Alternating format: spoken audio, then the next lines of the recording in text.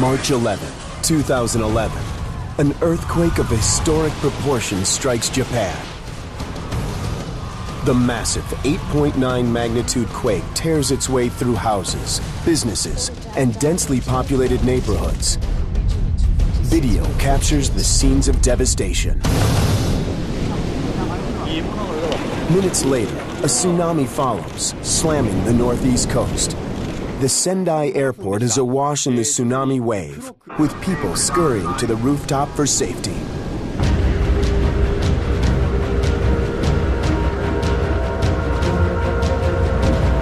The tsunami races across the Pacific, traveling at 500 miles per hour. Hawaii braces for impact, sending people to higher ground. Though the swell is just 3 feet, there is concern that the tsunami will build when it hits the west coast of the U.S. Residents from Seattle to San Diego are on alert. In Japan, the quake's toll is reported to be thousands dead. It causes little damage in the U.S., but scientists warn that another megaquake is building, at least as powerful and much closer to home. The next tsunami to hit the shores of Japan may begin with a megaquake right off the American coast. It's going to blow people's minds. It will be a disaster, much larger than Katrina. You're talking about something that's tens of thousands of times the size of any earthquake we've seen. Now the race is on to predict when it will hit. I wouldn't be surprised if it happened next week. And just how powerful the wave of destruction will be.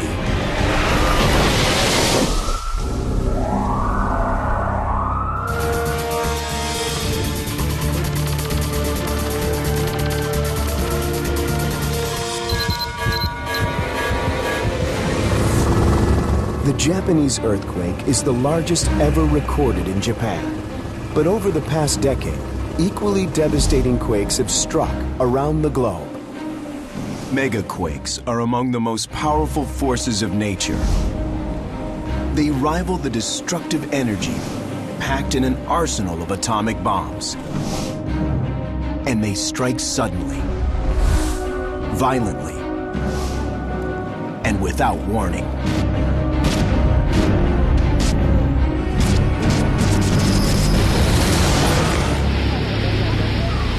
In 2004, a megaquake in Sumatra triggered a monster wave that killed more than 250,000 people.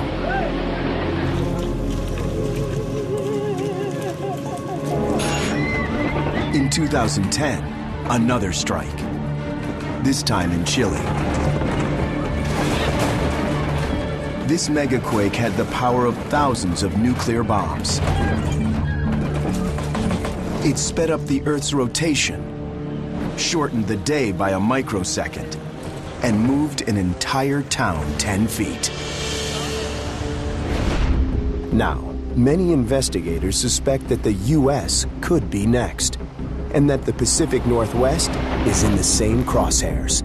3 large cities: Vancouver, British Columbia, Seattle, Washington, and Portland, Oregon, as well as 10 million people, sit right in the danger zone. As far as fatalities, it would be on par with what we saw in World War II. We would expect to have 2, 3, 4 people per 1,000 die. It's the same type of earthquake that we saw recently in Chile, which was a magnitude 8.8, and it's the same type of earthquake that we saw in Sumatra in 2004. That was a magnitude 9.1.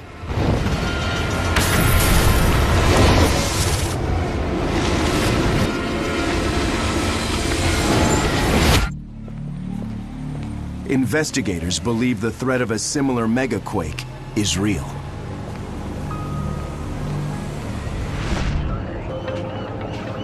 Just offshore, hidden beneath ocean waves, lies a ticking time bomb. This is the spot where the earthquake's going to come from. It's about 12 to 15 kilometers beneath the seafloor right below us here. Marine geologist Chris Goldfinger gets as close as humanly possible to the place where the Earth will start to rip apart. A megaquake strike zone.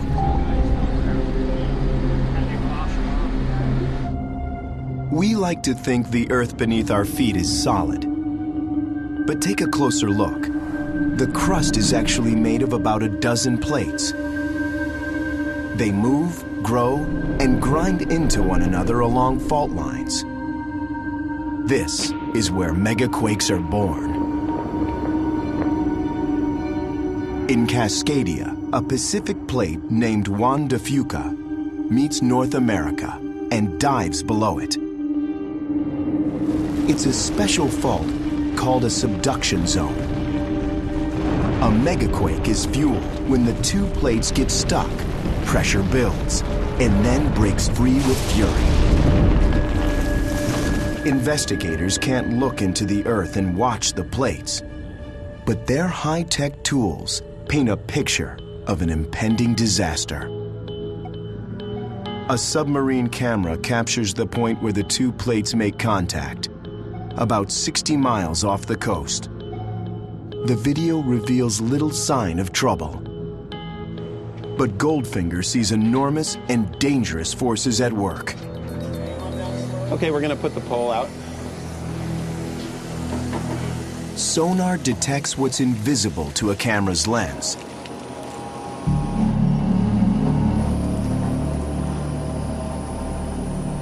Oh, okay.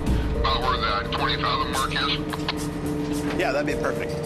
If the fault is harmless, the seabed should appear smooth and undisturbed. This would indicate the plates are slipping past each other unimpeded. If sonar detects mountains, it's a sign the plates are jammed and an earthquake is building. The sonar map is striking.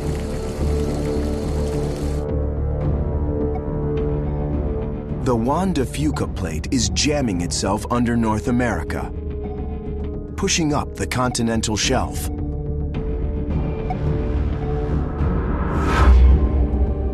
The two plates are not sliding past each other. They are locked in a collision. North America is buckling under pressure from the oceanic plate. And at some point, it will suddenly release in one massive jolt.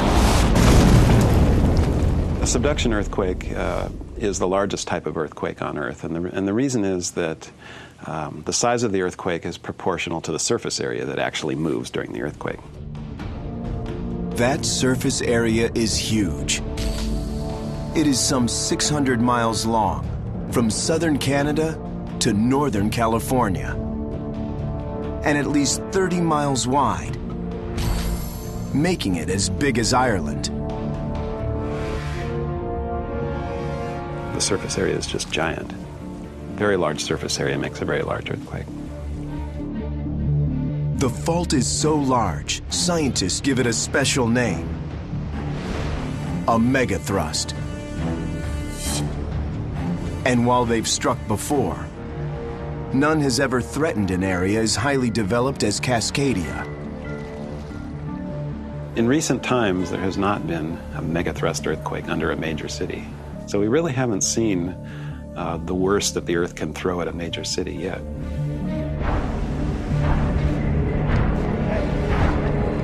Due to the fault's size, the tremendous shaking could last for 5 minutes. A virtual lifetime of terror for those who experience it.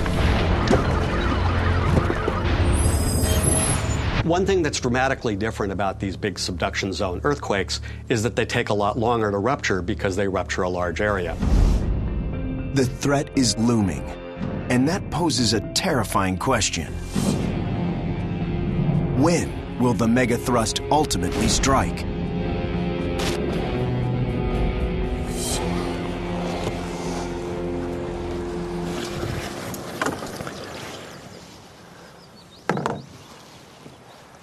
Geologists Rob Witter and Tim Walsh are looking for clues.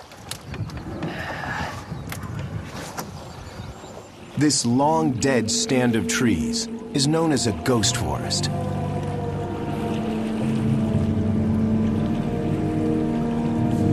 And this ghost forest has a story to tell.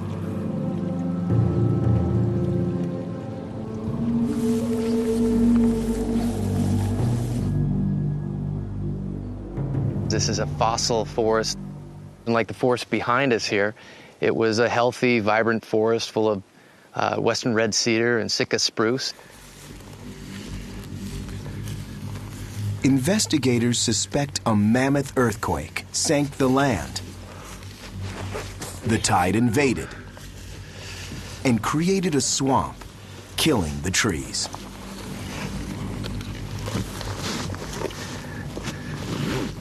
Once this forest was submerged, it couldn't live with the salt water, and slowly the trees began to die off. Carbon dating shows the ghost forest died around 1700. But the definitive date is corroborated by another event, half a world away, in Japan. And it also involved a flood. The recent Japanese tsunami was not the first to hit the Japanese coastline.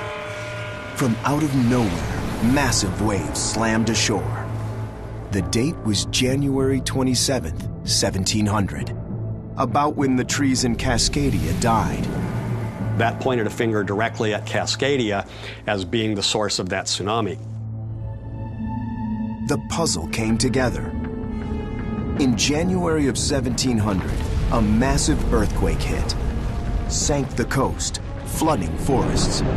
And just as today's Japanese earthquake started a tsunami that quickly reached American shores, the Cascadia quake also generated a tsunami, powerful enough to swamp unsuspecting villagers thousands of miles away. It must have been an earthquake on the order of about a 9 to 9.1. In other words, it had to have ruptured the entire Cascadia subduction zone from one end to the other. And that's a distance of about 600 miles. Megaquakes have devastated Cascadia in the recent past. When will the next one strike?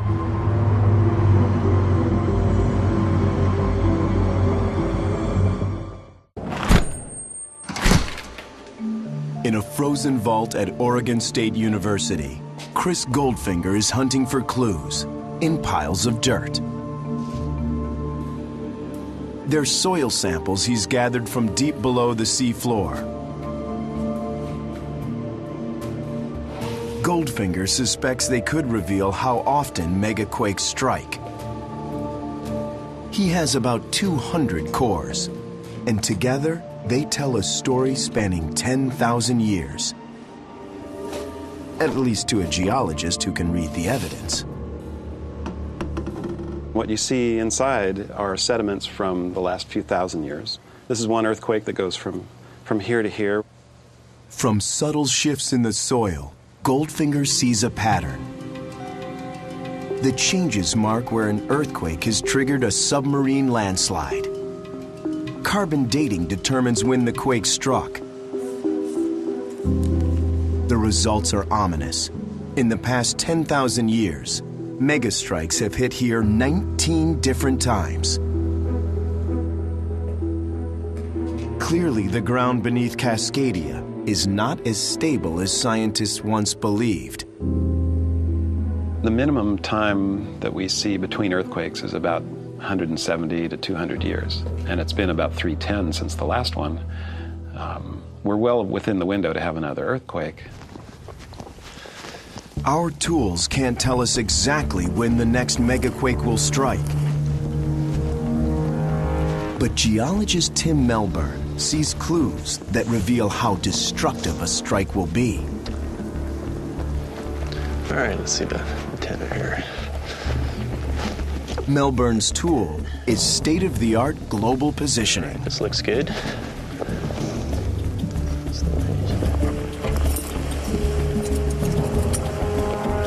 All right, flag lights on, that's what we like to see. GPS reveals what we can't see or feel, and the readings are disturbing. The ground here is moving. This station is moving 3/4 of an inch a year, and that's because as the Juan de Fuca plate comes in under North America, the overlying North American plate is being dragged with it. GPS shines a light on the incredible force. The movement varies, but on average, the region is being shoved eastward by 1.5 inches every year. It's a mammoth distance in geologic terms. Since Cascadia's last megaquake in 1700, the region has moved by as much as 39 feet. And the GPS shows something else. The coastline is moving faster than the land farther inland, causing the North American plate to buckle. A 600-mile strip is being squeezed. The crust is getting compressed, literally just like a spring. And when the fault that's driving all of this compression then breaks, that it will be the earthquake, then the spring unloads and everything launches back. The locked zone between the plates releases, and suddenly, and without warning, a chunk of land the size of Ireland lurches more than 30 feet. Both the land underfoot and waters out to sea roil and pitch with epic fury. If you're in downtown Seattle and the earthquake happens, you will find that you have moved towards the southwest between, say, 3 and 5 meters. And if you're out on the coast, you'll find you've also moved to the southwest, but probably more like 5 to 10 meters. Land along the coast, pushed up by the fault over 3 centuries, collapses. As the plates break free, it may also unleash one of the most devastating events: a tsunami. It causes the water above that seafloor to be lifted up, and then it collapses under its own weight and flows toward land and across the Pacific Ocean. The tsunami could be as high as 50 feet, tall enough to wipe entire towns off the map.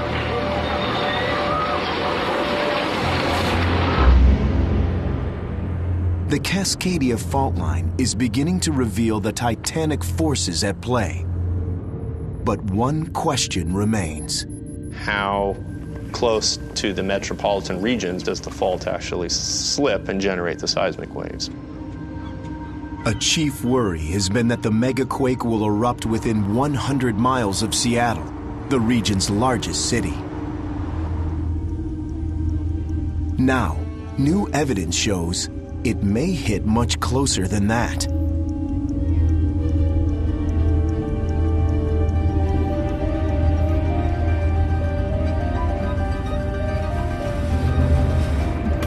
Not far from Seattle, the fault is rumbling.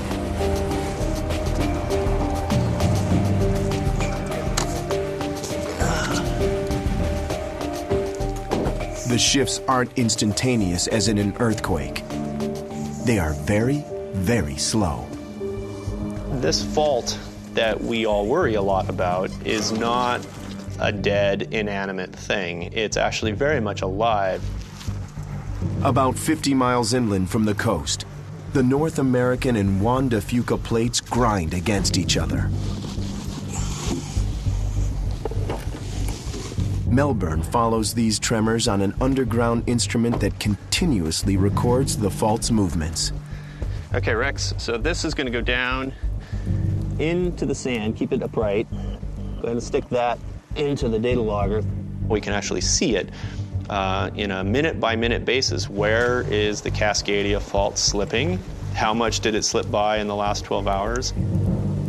The fault is not moving every day, but for specific short intervals every 14 months. The shifts are the first seismic events that experts have learned to predict here. And they've come like clockwork every 14 months. At Melbourne's lab in Central Washington University, data pour in from instruments all over the state. He's on the lookout for 2 things: signs of a larger event and how close the tremors come to Seattle.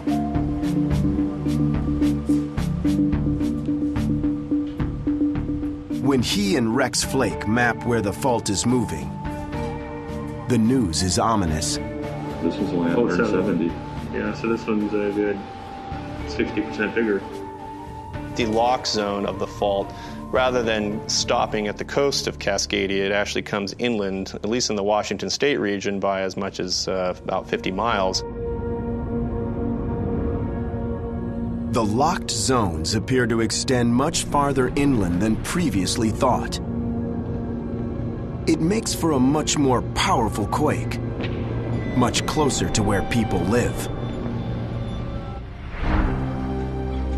And it could strike much closer to Seattle than anyone ever expected, threatening massive destruction. You're talking about something that's tens of thousands of times the size in terms of energy release of any earthquake we've seen. Seattle must now brace for a catastrophe its builders never anticipated.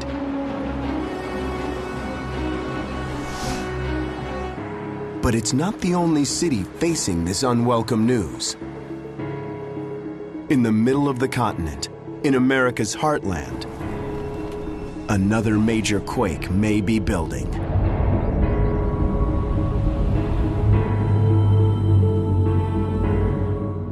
Memphis, Tennessee is far from traditional earthquake country.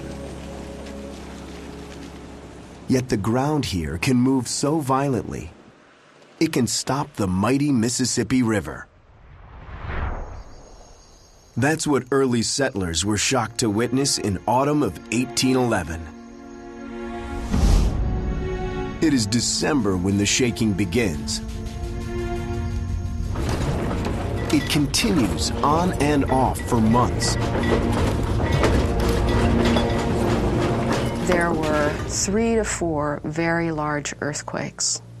And in addition to that, there were thousands of aftershocks. Witness accounts describe tremendous shaking that downs trees and chimneys. Spanning 40,000 square miles, an area the size of Iceland. But at the epicenter, the scenes are apocalyptic. They talk about large fissures opening up and water and sand fountaining out of the ground up to 30 feet in the air. These geysers, these sand blows as they're called, covered the fields at the end of the event with lots and lots of sand and water, in some places as much as 3 feet, maybe more. Before it's over, one large quake strikes beneath the Mississippi itself, uplifting the earth by tens of feet. Incredibly, the mighty river reverses course. The uplifted land would have blocked the flow of the river and forced it temporarily to flow backwards. The Mississippi has long since returned to its natural path, but the remnants of the sand geysers remain.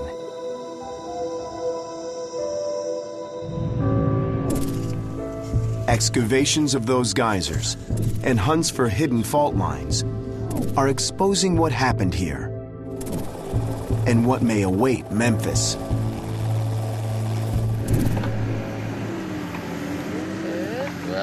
See how it resists? Marticia Tuttle and Eugene Buddy Schweig see a disturbing record buried in fields.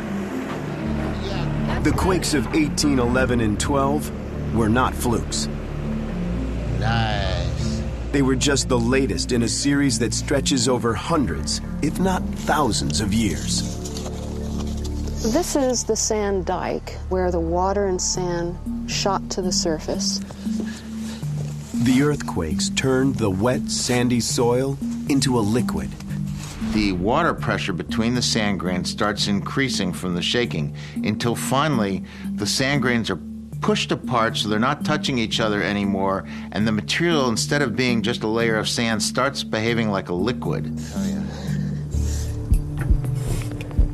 The quakes liquefy soil 20 or so feet underground.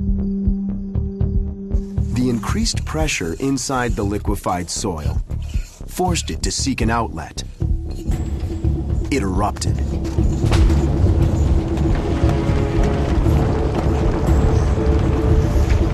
But not all of the sand blows date to 1811 and 12. Many erupted earlier, revealing a pattern of shocks here in the heartland. The older ones seem to cluster in age around 1450 AD and 900 AD, and indeed there are even some older than that. About every 500 years, there seems to have been a major earthquake, indeed a sequence of earthquakes. In a region of little other earthquake activity, thousands of miles from any continental plate boundary, this 500-year recurrence has rocked the field of earthquake science.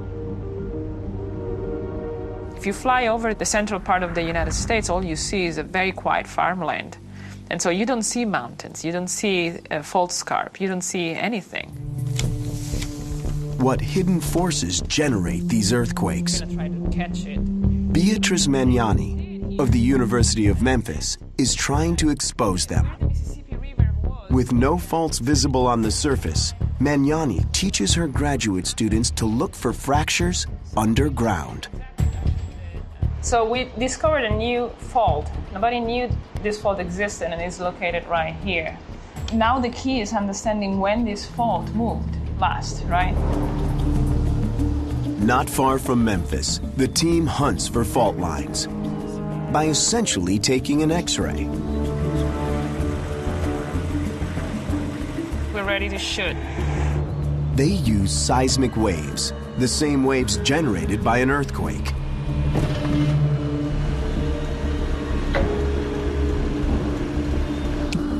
The waves bounce off sediment below and return, where listening devices called geophones pick them up. The recordings reveal not just a single fault, but many. We're finding that there are many faults that are concealed under the sediments of the Mississippi River. It is an unusual phenomenon that geologists are struggling to understand. Like a worn carpet, the North American continent has a weak spot. Eons ago, the continent began to split apart.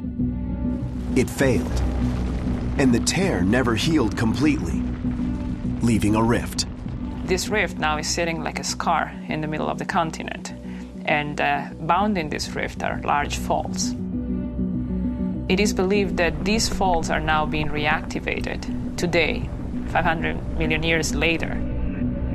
Scientists don't yet know why the faults move and generate earthquakes, but when one goes, it can trigger another close by.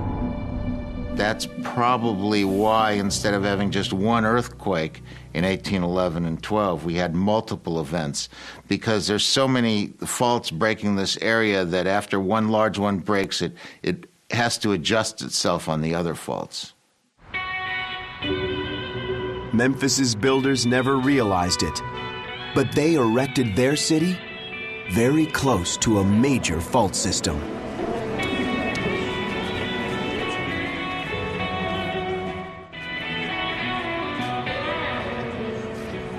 Memphis, Tennessee is not braced for an earthquake.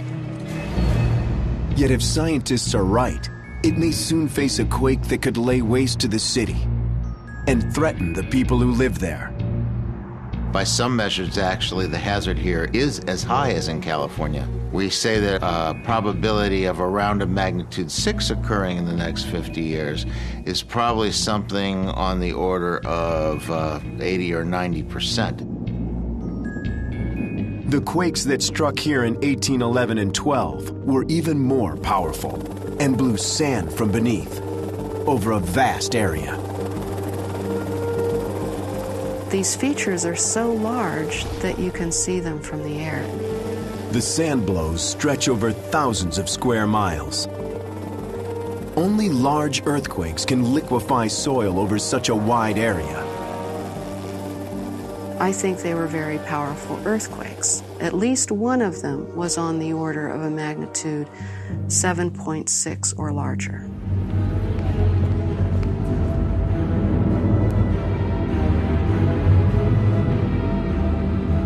But recently, the world witnessed what can happen when a powerful earthquake strikes an unprepared city.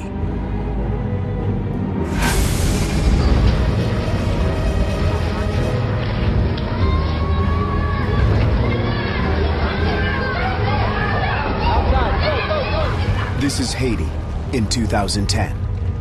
A magnitude 7 quake struck the capital, Port-au-Prince. That's less powerful than the 1811 and 12 quakes in the US. But it left Port-au-Prince in complete ruin.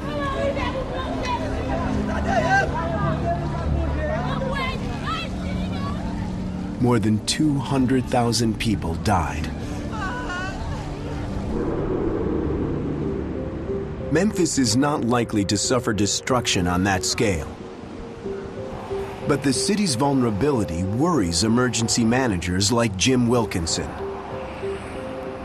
We have a seismic event here on the magnitude that we're told that we could have.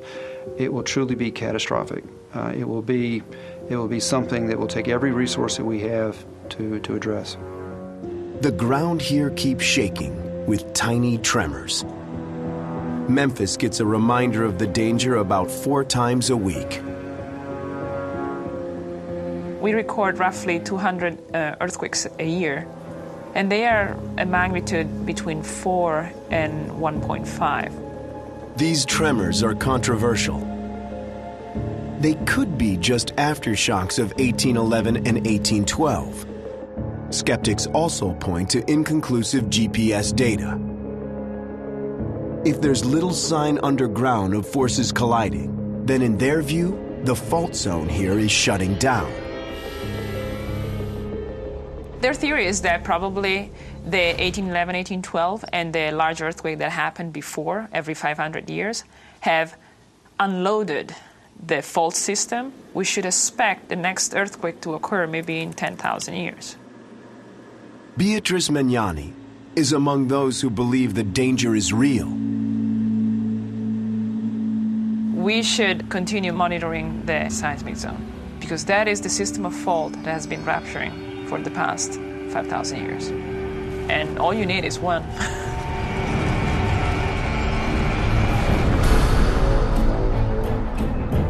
Just outside of Memphis, a hidden fault may be like a spring, ready to release. 2,000 miles to the northwest in Cascadia, there is no debate. The clock here is already ticking. Scientists are trying to determine if its cities will survive a megathrust quake. Such a quake here could be the first in history to hit a major American city.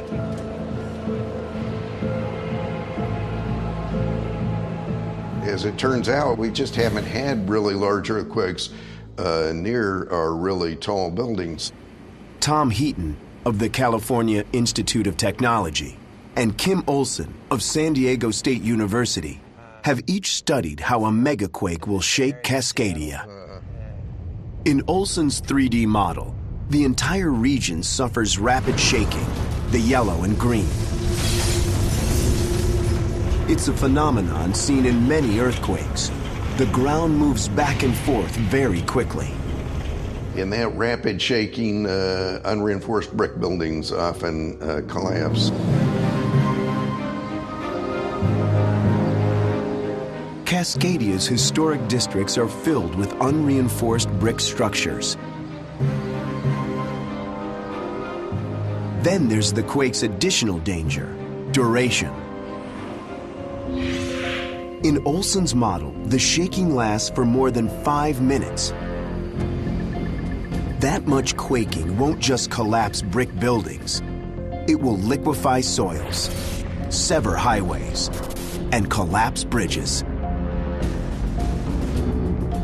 Anytime you have permanent ground deformation, if you have buildings or structures built on them, then they can be extensively damaged. But some areas like here... Yumei Wong monitors geological hazards for Oregon. She expects a Cascadia megaquake to liquefy soils along the rivers, disrupting the state's fuel and energy supplies. In this area, the land could move out by 25 feet, taking the towers down with it.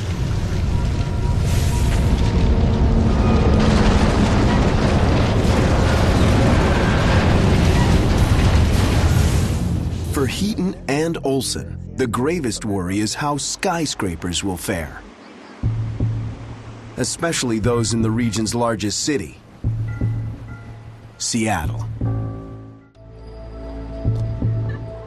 Skyscrapers are built to flex, which should allow them to survive earthquakes. But a Cascadia megaquake won't just bombard Seattle with rapid shaking. It will assault the city with another type of wave. In Olson's model, they are red and blue. A lot of the energy is being transferred to long period waves. And by that, I mean like long roller coaster motion waves. These long period waves make the ground undulate, almost like rolling ocean waves. People on the street may not feel endangered, but skyscrapers will start to sway dramatically. Only huge quakes like the 8.8 that struck Chile in 2010 generate these waves.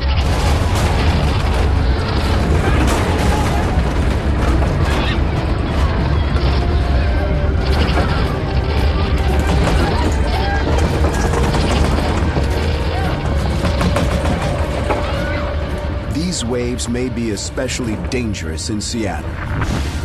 That's because the city lies upon deep soil, which traps seismic energy. It amplifies those slow motions of the ground. It makes them larger and it makes them last a longer period of time. The fear is that the swaying could become so dangerous that skyscrapers collapse.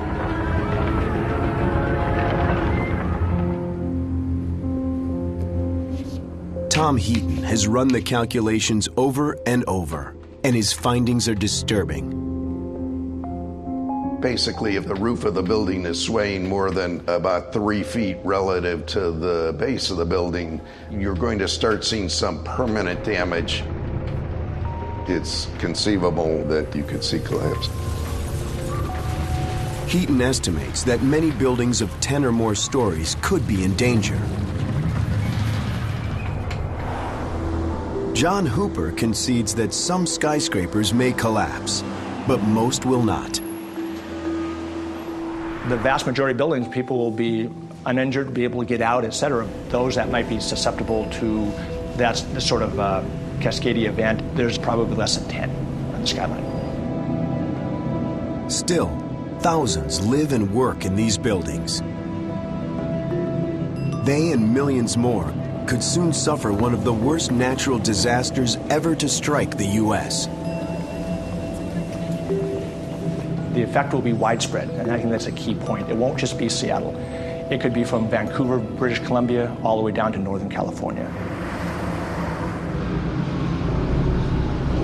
The nightmare scenario.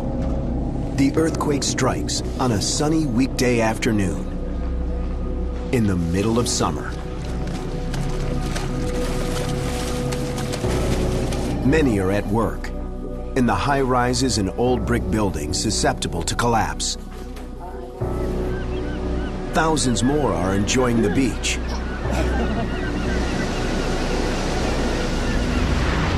Just off the coast of Northern California, the megaquake suddenly begins. The rupture starts perhaps at one end of the fault and ruptures to the other end, tearing like a zipper. Goes at about 3 kilometers a second on average. As North America jolts upward, it generates the tsunami. At 600 miles an hour, it will take 4 hours to hit Hawaii and 8 hours to swamp Japan. Hopefully most there will reach higher ground. In North America, it isn't the tsunami that arrives first, but the powerful seismic waves, hurtling through the earth at 7,000 miles an hour. There will be no warning.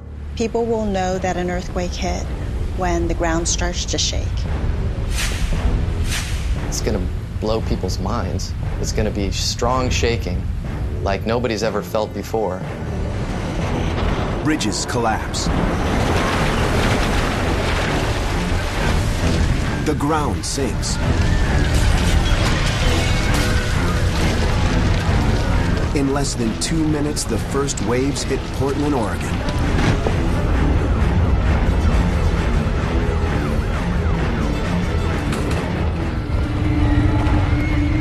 Those in the city's historic buildings do not have much time.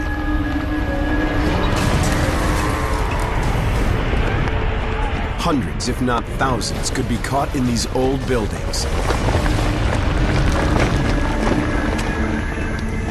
Less than 30 seconds later, the first waves reach Seattle.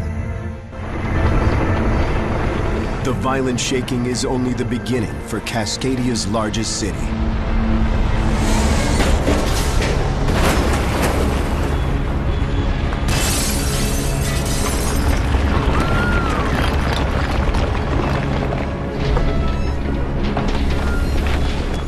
Get half a minute of just sort of low-level shaking. Then the ground shaking might begin to build on you.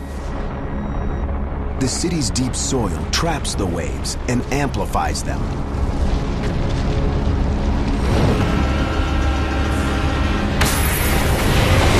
If you were in a tall building, the building would start to sway quite a lot.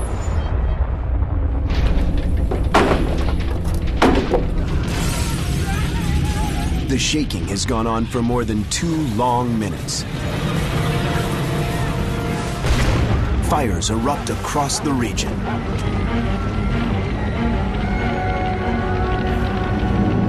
There could be thousands of landslides.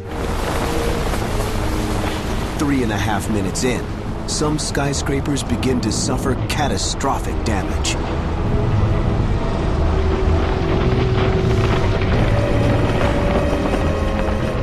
Most steel buildings will begin to fracture the welds.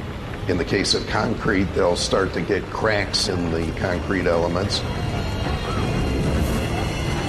One or more may collapse.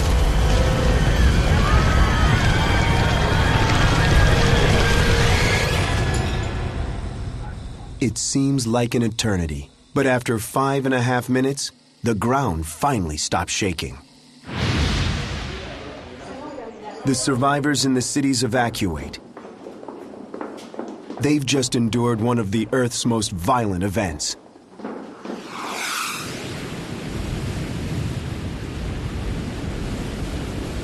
But for those on the coast, the worst is yet to come. Get ready to run to high ground. If you're in a low-lying area, you need to get inland. It takes 20 minutes after the shaking stops for the first monster wave to hit Oregon.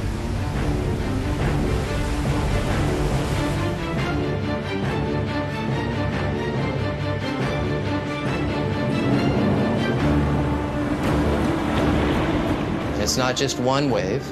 It's a series of waves that will continue to come for many hours and possibly a day.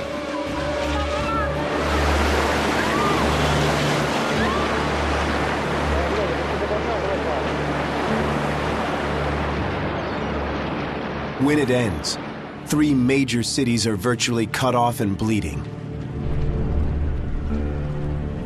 Miles of coastline are wiped from the map. Thousands of buildings are permanently damaged or destroyed. More than 1 million are homeless. In Oregon alone, as many as 5,000 are dead. This is what we think is a low estimate, and that number can go up. This is basically our Katrina. However, we expect to have a lot more damage. With adequate planning, emergency workers will soon flood the area. Helicopters will airlift in needed fuel, food, and medicine. And slowly, the region will come back to life. The U.S. is a resilient place. After we get hit by a major event such as Katrina or the World Trade Center attack, we're able to recover. And after a Cascadia earthquake, we'll be able to recover.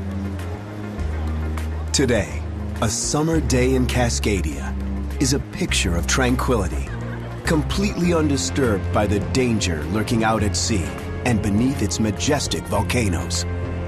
Portland, Vancouver, and Seattle are safe. For now.